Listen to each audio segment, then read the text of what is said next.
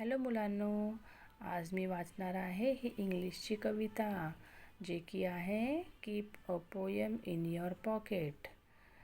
तर ही पोयम लिहिली आहे Beatrice shank the रियनर्स.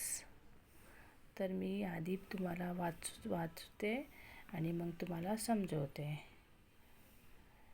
Keep a poem in your pocket and a picture in your head, and you will never feel lonely at night when you are in bed.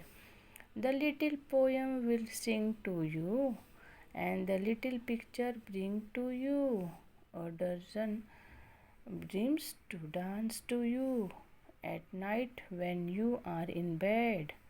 So, keep a picture in your pocket and a poem in your head, and you will never feel lonely at night when you are in bed.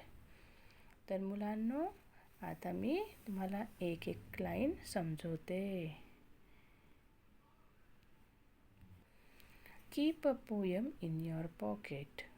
याचा अर्थ हा होतो की तुझ्या खिशात एक कविता ठेव आणि and a picture in your head, आणि मनात एक चित्र ठेव.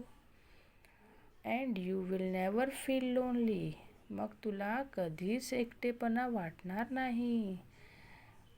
At night when you are in bed, रात्री जेव्हा तू बिछाण्यावर असशील.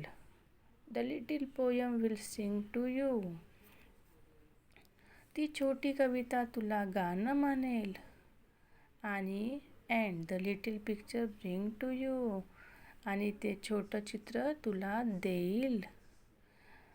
अ dozen dreams to dance to you, अनेक सुंदर स्वप्न नाचायला. At night when you are in bed, रात्री जेव्हा तू बिछाण्यात असशील. सो, म्हणून keep a picture in your pocket, तुझ्या खिशात एक चित्र ठेव. And a poem in your head, आणि मनात एक कविता ठेव. And you will never feel lonely, मग तुला कधीच एकटेपणा वाटणार नाही. At night when you are in bed, रात्री जेव्हा तू बिछाण्यात असशील.